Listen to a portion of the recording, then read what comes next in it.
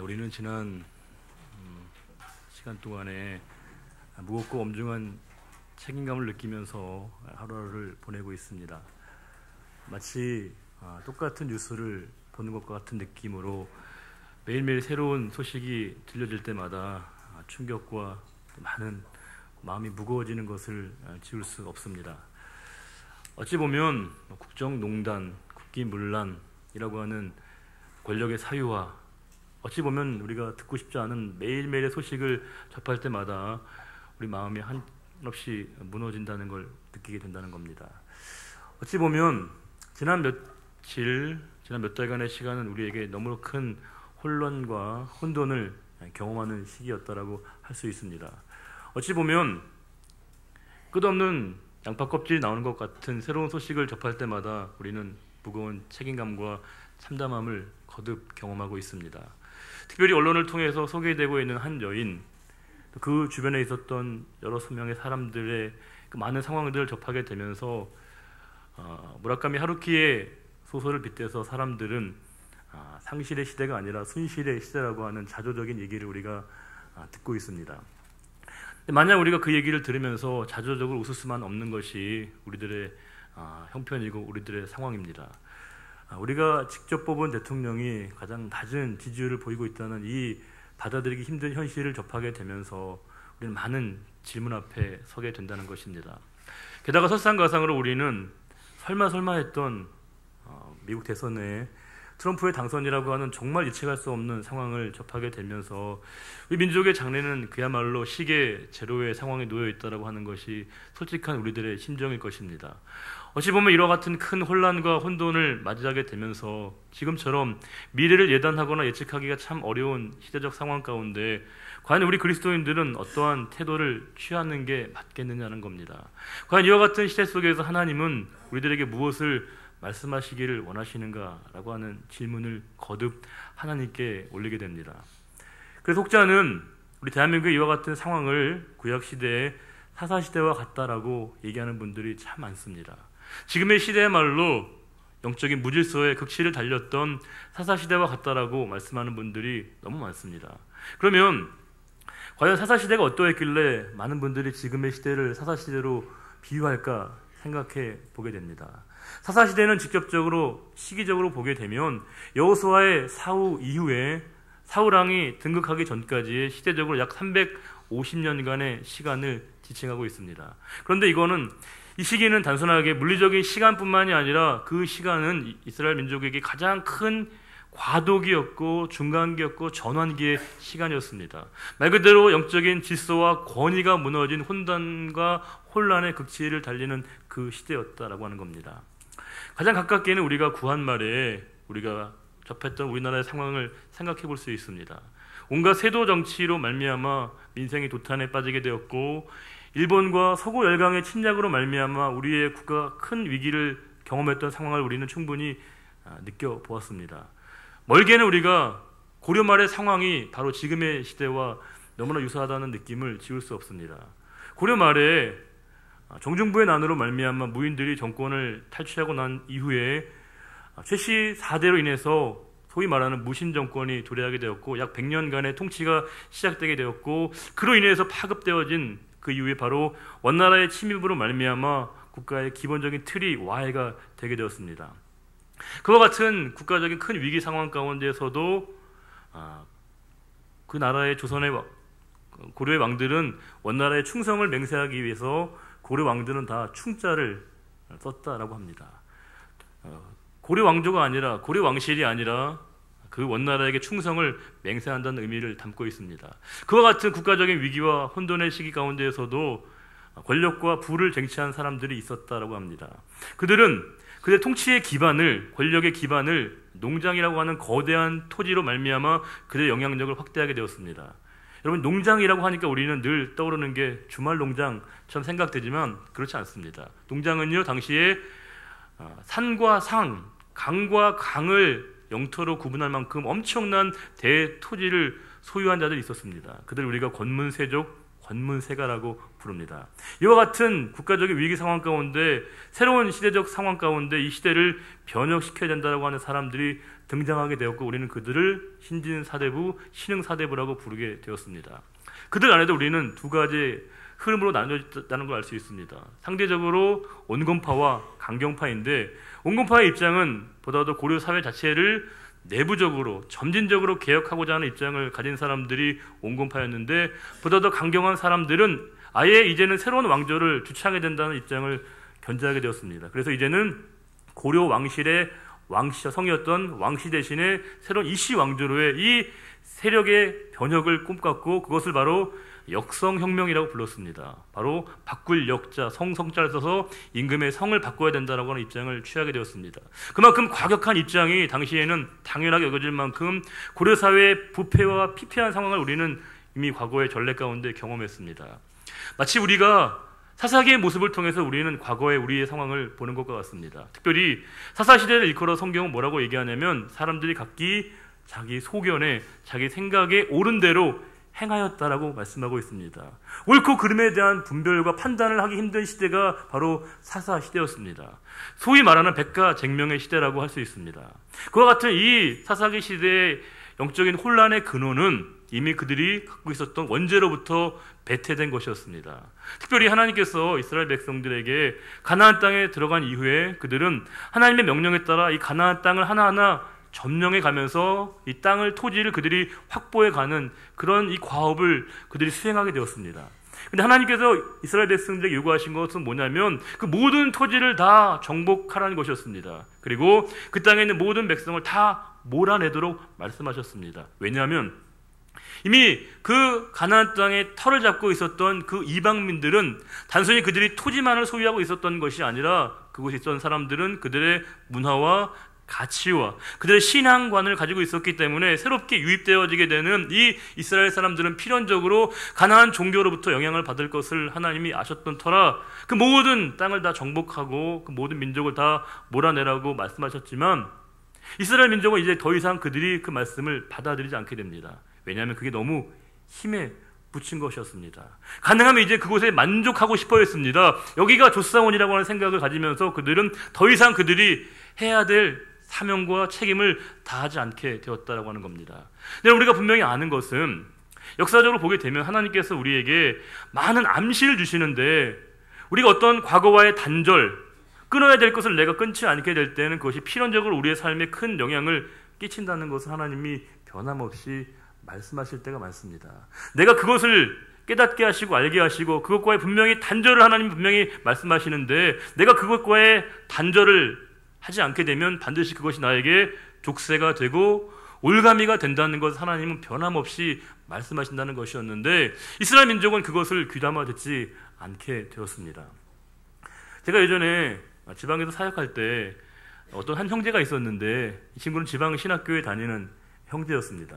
근데 이 친구가 다른 청년들과는 조금 사고의 구조가 매우 독특합니다.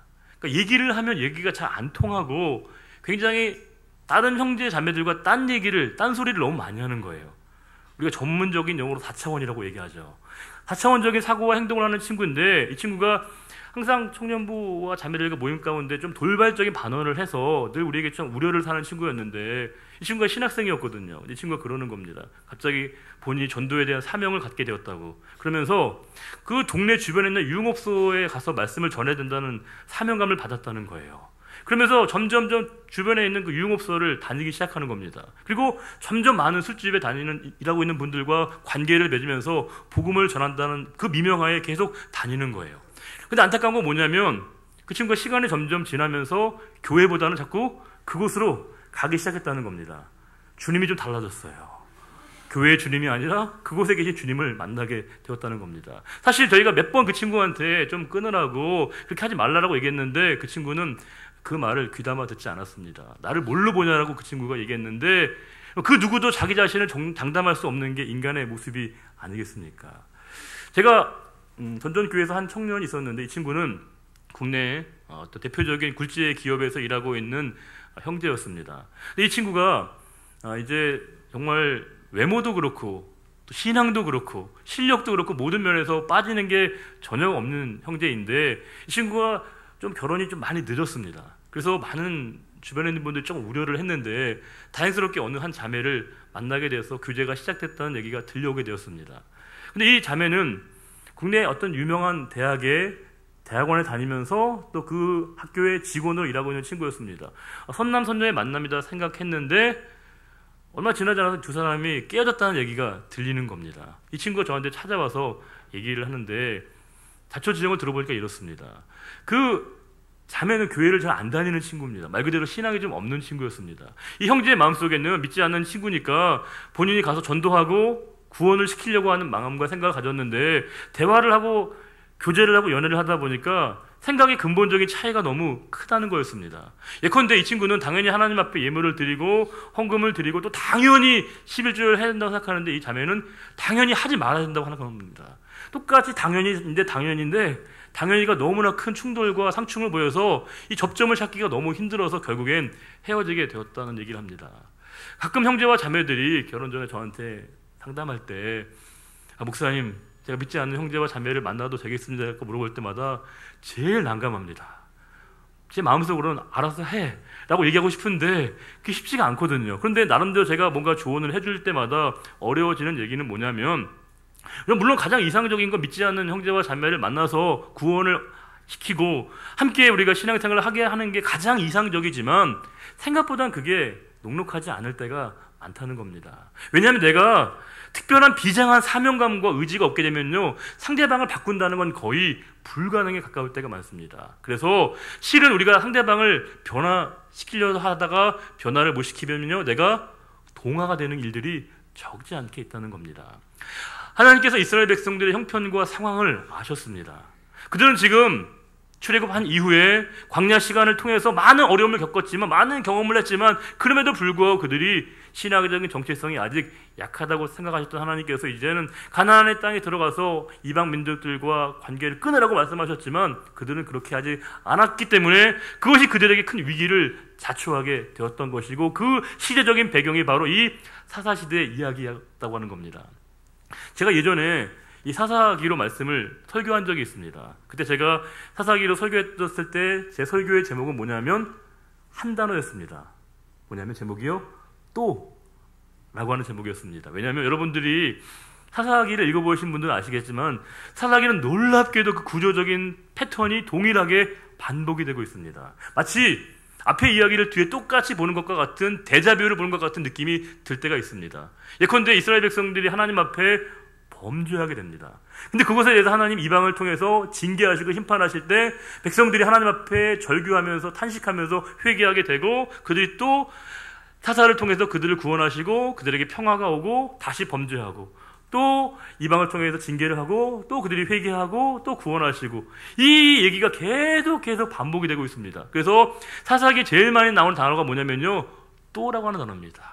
그들이 또 범죄했고 또 회개했다는 내용이 반복되고 있습니다. 제가 그 말씀을 묵상하면서 너무 답답한 겁니다.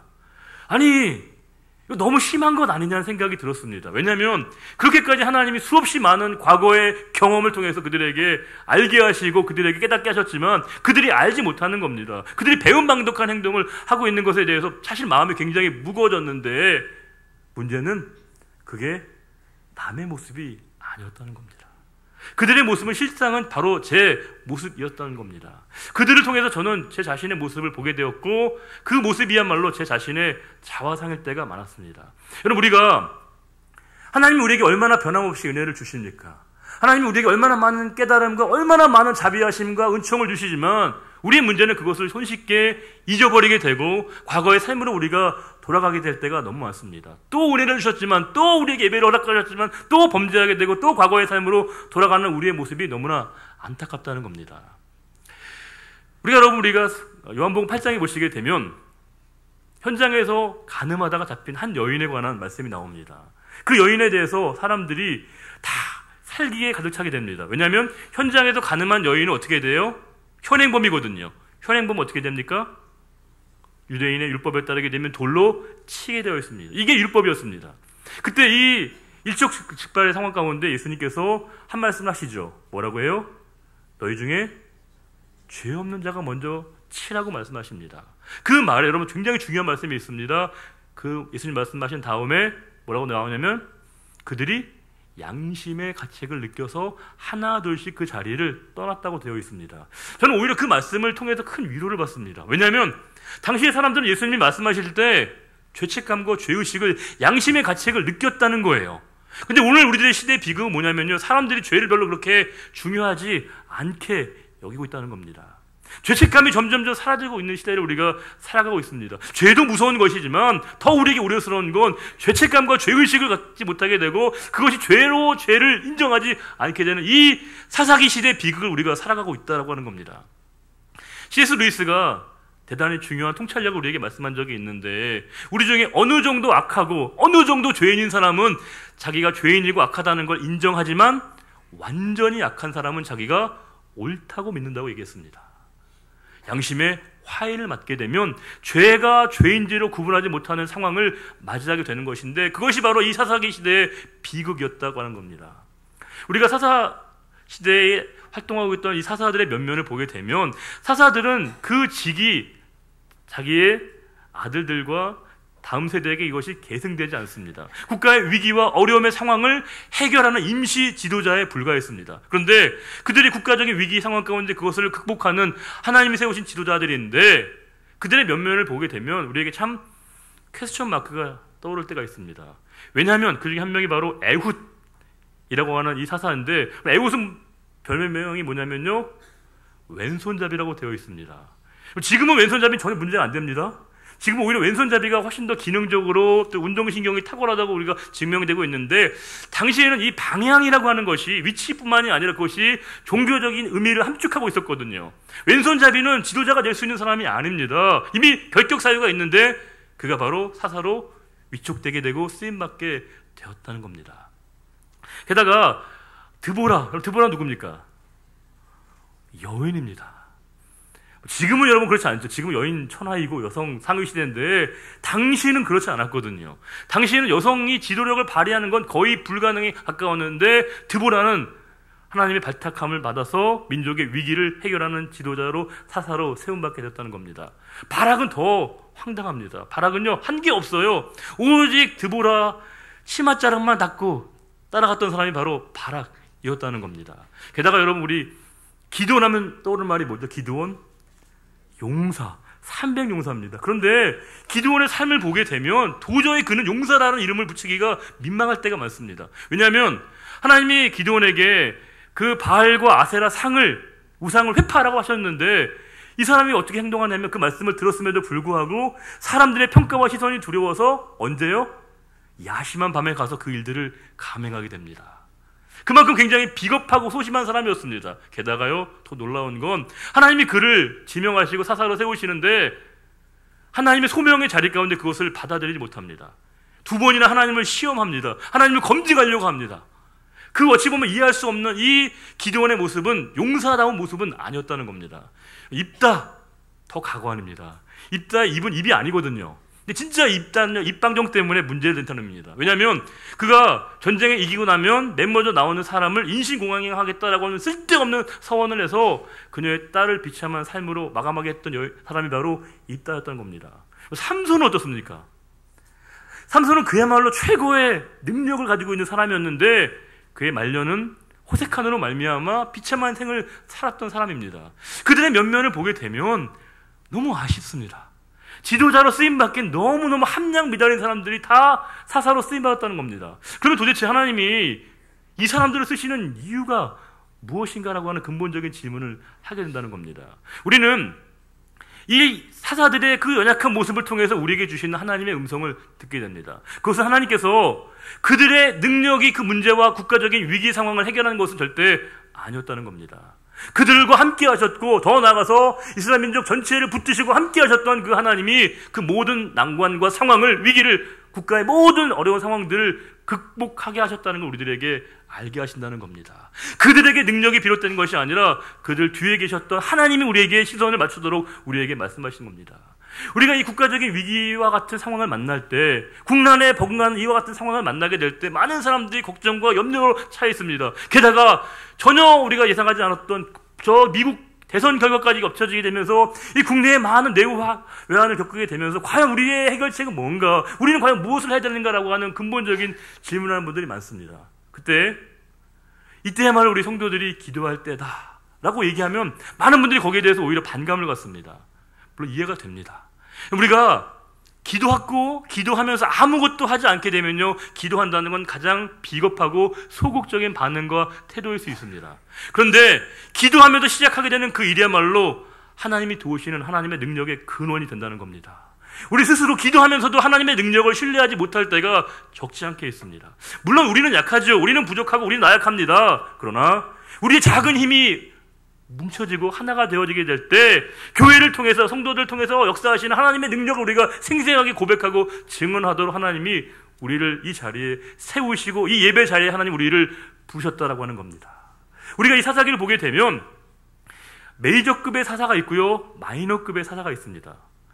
앞서 말씀드린 것처럼 기드온이, 삼손이니 이런 사사들은 말 그대로 메이저급의 사사인데 그들의 행적은 길게 서술되고 있는데, 오늘 이 12장에 나타나 있는 사사들은 참 그들의 삶이 소박하게 진술되고 있습니다. 입산이라고 하는 사람은요, 아들 30명과 딸 30명을 낳고 함께 그들이 살았다. 시집 보내고 장가 보냈다. 이게 입산에 대한 모든 평가입니다. 엘론은 뭐예요? 10년 동안 다스리고 스불론 땅에서 장사되었다. 이게 그 엘론에 대한 평가고요. 압도는 아들 40명과 손자 30명, 나귀 70마리를 거느렸다. 이게 바로 그들에 대한 묘사입니다. 말 그대로 너무 초라하기 그지없습니다. 그들의 능력이 부족했던 게 아니라 그들의 삶의 자리 가운데 그들이 하나님을 위해서 한 일이 별로 없었다는 겁니다. 여러분, 우리가 한 사람의 생애에 대한 하나님의 평가는 이처럼 그 사람의 길이와 축복의 내용이 아니라 그것을 얼마나 선하게 사용했냐가 중요한 것인데, 그들은 지금 그들의 삶에 주셨던 많은 축복과 삶의 내용들을 하나님을 위해 사용하지 못했다라고 하는 겁니다. 만약 이것이 동화의 내용이면 해피엔딩입니다. 왜냐하면 잘 먹고 잘 사는 거니까요. 그런데 그들의 삶은 하나님께 평가받을 내용이 없었다는 겁니다. 최용준 목사님이 한 번은 그런 얘기를 하신 적이 있습니다. 성도님들에게, 여러분은 제발 제가 여러분의 장례식에 가서 할 말이 있는 좀 삶을 사시라고. 왜냐하면 그 사람이, 성도님들이 재물도 쌓았고 명예도 얻고 권력도 있고 많은 걸 얻었지만 도대체 그 삶에서 하나님과 연관되는 게 뭐가 있냐는 겁니다. 아무리 많은 재물과 명예와 권력과 학식을 얻어도 그것이 하나님을 위해 쓰임받지 못하게 될 때 그것은 의미가 없을 수 있다라고 하는 겁니다. 그럼 우리가 프랑스에 가보시면요, 저도 안 가봤지만 프랑스에 가보신 분들은요 꼭 들르는 하나 명소가 있다라고 얘기합니다. 그것은 어디냐면요, 바로 앵발리드라고 하는 건물이라고 얘기합니다. 이 앵발리드는 원래 뜻이 뭐냐면 상위용사 혹은 장애인이라고 하는 뜻이 담겨 있다고 합니다. 왜냐하면 원래 전쟁 중에 다치고 부상당한 사람을 치료하고 보호하는 곳이 바로 이 앵발리드였는데, 후에 이 장소가 점점 커지면서 그곳에 전쟁 박물관도 생기고 성당도 생기는 복합 단지로 조성이 됐다고 합니다. 그런데 이 앵발리드가 진짜 유명해진 한 가지 이유는 뭐냐면 그곳에 나폴레옹의 유해가 안치가 되어 있다고 합니다. 우리가 생각해 볼 때 나폴레옹은 어떤 삶을 살았습니까? 불가능은 없다 외치면서 평생을 모든 젊은이들을 전장에 몰아넣고 자신의 영광을 위해서, 자신의 목적을 위해서 모든 사람을 다 그곳에 사지에 몰아넣었던 사람 아니겠습니까? 그는 많은 땅을 소유하게 되고 최고의 권좌에 올랐지만 그의 삶에 대한 의미는, 하나님의 평가는 뭐냐면요, 이 앵발리드는 영어로 얘기하면요 인벨리드라는 뜻입니다. 뭐예요? 무가치하다는 겁니다. 무효라고 하는 뜻입니다. 그는 최고의 권좌에 올랐고 최고의 모든 사람들이 흠모할 만한 위치에 있었지만 그의 삶에 대한 하나님의 냉엄한 평가는 뭐냐면요, 앵발리드, 인벨리드라는 겁니다. 무가치하고 무의미하다는 겁니다. 왜냐하면 그의 삶이 영원하신 하나님과 동떨어져 살아가게 될 때 그 삶의 내용은 전혀 하나님 앞에 평가받을 수 없다라고 하는 겁니다. 우리의 삶은 여러분 길이가 아니라 깊이와 밀도로 평가받게 되어 있습니다. 우리가 얼마나 인생을 살았냐가 중요한 것이 아니라 단 하루를 산다고 하더라도 그 삶이, 내 생명의 시간이 영원하신 하나님께 잇대어 살아가게 될 때 하나님께 속한 것, 하나님께서 인정하시는 그 삶만이 우리에게 가치가 있고 의미가 있어지게 되는 것입니다. 우리는 최선을 다해 노력하면서 물질과 재물과 명예를 쌓는 것도 의미 있지만 그 모든 것이 하나님과 분리하게 될 때 우리의 삶에 대한 하나님의 평가 역시 앵발려질 수밖에 없다는 겁니다. 여러분, 우리에게 삶은 과연 어떤 의미가 있는 것입니까? 우리에게 이 생애라고 하는 건 어떤 의미와 도전을 주는 것입니까? 저와 여러분은 왜 살고 또 왜 또 살아야 되는 겁니까? 어찌 보면 너무나 중요하고 기본적인 이 질문 없이 하루하루를 살아가는 분들이 너무 많습니다. 이 질문 앞에 우리가 명백한 대답을 할 수 없다면 우리의 삶은 매일매일을 사는 것이 아니라 매일매일을 죽어가는 것입니다. 묘지를 향해서 매일매일 다가가는 이 소멸선상에 있는 죽음일 뿐이라는 것입니다. 하나님께서는 이 시간 우리에게 주시는 것은 내 모든 삶의 가치와 내용들이 영원하신 하나님께 속한 것들로만이 평가되어지도록, 내가 오늘을 사는 그 분명한 이유가 오직 하나님의 뜻하신 것에만 평가를 받도록 우리에게 살아가도록 우리를 이끌어 주신다는 겁니다.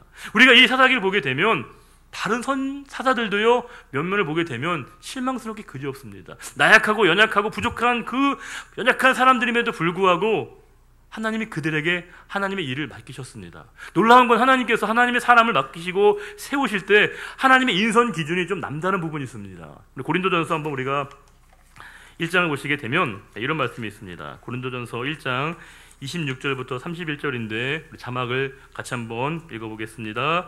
형제들아, 너희를 부르심을 보라. 육체를 따라 지혜로운 자가 많지 아니하며 능한 자가 많지 아니하며 문벌 좋은 자가 많지 아니하도다. 그러나 하나님께서 세상에 미련한 것들을 택하사 지혜 있는 자들을 부끄럽게 하려 하시고 세상에 약한 것들을 택하사 강한 것들을 부끄럽게 하려 하시며 하나님께서 세상에 천한 것들과 멸시받는 것들과 없는 것들을 택하사 있는 것들을 폐하려 하시나니 이는 아무 육체도 하나님 앞에서 자랑하지 못하게 하려 하심이라. 너희는 하나님으로부터 나서 그리스도 예수 안에 있고 예수는 하나님으로부터 나와서 우리에게 지혜와 의로움과 거룩함과 구원함이 되셨으니 기록된 바 자랑하는 자는 주 안에서 자랑하라 함과 같게 하려 하심이라.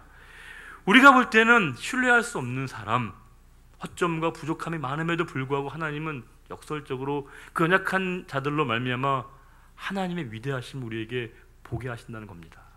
최근에 인터넷에서 니콜라이 네크라소프라고 하는 19세기 유명한 러시아 작가의 글이 언론에 많이 회자되고 있습니다. 슬픔도 노여움도 없이 사는 자는 조국을 사랑하지 않는 것이다라는 그 말이 많은 사람들이 큰 반향을 일으키고 있습니다. 충분히 우리가 동감하고 일리가 있는 것이겠죠. 이 조국의 현실 가운데 민족이 처한 이 암담한 현실을 보면서 우리가 거기에 대해서 노여워하거나 슬퍼하지 않고 분노를 품지 않는 것 너무 안타까운 것입니다. 그런데 우리 성도는요, 한 가지 고백이 더 필요합니다. 우리에게는 슬픔과 노여움만 가지고 사는 사람은 하나님께 속한 자가 아닌 겁니다. 하나님의 사랑이 없는 겁니다. 우리가 분기하는 이유, 우리가 이 민주주의가 농락을 당하고 국가의 기본적인 국정이 혼란한 이 모든 상황 가운데 우리가 슬퍼하고 분노하고 우리의 기본적인 이 생각을 표현하는 것 너무나 당연한 겁니다. 그런데 중요한 건 우리가 이와 같은 현실에 대한 우리의 분노와 우리의 이 노여움도 이전에 동시에 우리는 내 자신의 모습도 한번 동시에 봐야 된다는 겁니다. 우리는 내 자신의 삶에 대해서 내가 하나님 앞에 올바르게 살아가지 못한 것에 대해서는 지나치게 내가 관대할 때가 많습니다. 예배를 매번 드리지만 내가 욕망과 욕심을 내려놓지 못하고 끊지 못하고 살아가는 내 자신의 이 연약함에 대해서는 우리가 분노하지 않고 침묵하게 될 때가 많다는 겁니다. 우리가 분노하는 이유는 뭐냐면요, 우리의 개인적인 감정의 표현이 아니라는 겁니다. 진짜 우리가 분노하는 이유는 뭐냐면 그것이 하나님의 사랑으로 분노하는 겁니다. 하나님께서 사랑하셨기에 이 안타까운 현실 앞에 우리가 하나님의 의분을 가지고 우리 현실을 돌아보게 되는 것이고, 더 나아가서 내 자신을 돌아봄으로 말미암아 나 자신은 무능하고 부족하고 연약하지만 나와 함께 하신 그 하나님의 손에 붙들린 바 되어지게 될 때 나를 통해 연약한 저희들로 말미암아 하나님의 일들이 선하게 이루어져 가는 것들 하나님이 우리에게 묵도하게 하시고 경험하게 하시고 증거하게 하시도록 이 자리에 이 예배 가운데 우리를 부르셨다는 겁니다. 하나님 우리에게 물으십니다. 왜 사냐건. 그 하나님의 물으심 앞에 우리가 대답할 책임이 있는 것이고요. 또 사람들은 똑같이 우리에게 묻습니다. 당신들은 왜 하루하루 살아가냐고. 우리의 매일매일의 삶이 나 자신의 문제, 나 자신의 개인적인 분노와 억울함에만 집착해 살아가게 될 때 우리의 삶은 똑같은 평가를 받을 수밖에 없습니다. 하나님께서는 내가 부족하고 연약하지만 하나님의 영원하심을 믿고 신뢰하면서 우리 민족의 주인이 참된 하나님의 심을 내가 믿고 신뢰하게 될 때 내 삶의 자리 가운데 성도의 기도의 자리를 지켜가면서 내가 성실하고 진실되게 내 삶의 자리 가운데 하나님이 기뻐하신 일들을 감당하게 되게 되면 선하신 하나님이 우리의 모든 상황을 언젠가는 선하게 정리하고 이루실 걸 내가 믿음으로 받아들이게 되는 것입니다. 하나님이 저와 여러분에게 일주일의 삶을 또한 허락하셨습니다. 우리 일주일의 삶이 내 자신의 문제에만 연연해 살아가게 될 때 우리의 삶은 똑같은 이 사사기 시대 비극을 답습할 수밖에 없습니다. 그런데 오늘 우리는 하나님의 은혜 가운데 매일매일을 주님의 손을 붙잡고 영원하신 하나님과 함께 살아가게 되는 것입니다. 우리는 부족하고 우리는 나약하고 우리는 허점초성이지만 우리 뒤에 계시는 우리가 믿고 있는 그분은 강하고 능하신 하나님이시라는 겁니다. 부디 그 하나님을 온전히 신뢰하심으로 말미암아 우리의 이 일주일의 삶의 자리 가운데 하나님의 역사하심을 생생하게 경험하고 묵도하고 증거하고 하나님께만 영광을 돌릴 수 있는 삶을 살아가시는 저와 여러분 모두가 될 수 있기를 우리 주님의 이름으로 축원합니다. 존귀하신 아버지 하나님, 오늘도 예배 자리에 저희들을 불러주셨습니다. 많은 사람들이 화탄함과 좌절감과 상실감으로 살아가고 있는 이때 우리에게 다시금 하나님을 향한 시선을 고정하게 하시며 민족의 아픔과 국가의 이 어려움의 자리 가운데 다시금 지도자를 생각하고 국가의 미래를 생각할 수 있는 신앙의 자리를 우리에게 다시금 깨닫게 하여 주옵소서. 우리의 개인적인 분노의 표현의 자리가 아니라 하나님의 사랑으로, 진정으로 하나님의 사랑으로만 우리가 표현되어지는 신앙의 고백이 있게 하시고 그 고백이 이 예배 가운데 드러나며 하나님께만 고백되어지는 시간이 되게 해주셔서 일주일의 삶의 자리 가운데 하나님과 동행하는 삶을 넉넉히 살아갈 수 있는 우리 모두가 되게 해주시기를 간절히 소원하오며 우리와 늘 함께 하시며 영원하신 우리 주님 예수 그리스도의 이름으로 축복하며 기도드리옵나이다. 아멘. 우리 다 같이 일어나서 두 손 들어 서로를 축복하며 하나님의 약속 찬양드리겠습니다. 여호와는 너에게 복을 주시기를 원하며 여호와는 너에게 복을 주시기를 원하며 너를 지키시기를 원하시며 여호와는 그 얼굴을 너를 향하여 드사 은혜와 평강 주시기 원하노라. 여호와는 너에게 복을 주시기를 원하며 너를 지키시기를 원하시며 여호와는 그 얼굴을 너를 향하여 드사 은혜와 평강 주시기 원하노라. 너를 보배롭고 존귀하게 여기시는 하나님이 내 삶 속에서 이 약속을 신실하게 이루시리. 땅에 기름진 것으로 하늘에 신령한 것으로 너를 복주시고 지키실 하나님이 너의 영혼 잘 되도록 은혜 베푸시며 평강으로 인도하시리. 지금은 우리 영원한 소망 되신 우리 주님 예수 그리스도의 은혜와 하나님 아버지의 갚을 길 없는 그 크신 사랑하심과 성령의 인도하심과 충만케 하심과 내주케 하심이 이 시간도 우리의 삶의 이유와 목적이 하나님께 있음을 깨닫고 진정한 소망 되신 주님만을 전하며 주님의 뜻 가운데 살기로 다짐하며 결단하는 우리의 모든 고백 위에 이제로부터 영원히 함께하여 주시기를 간절히 축원하옵나이다. 아멘.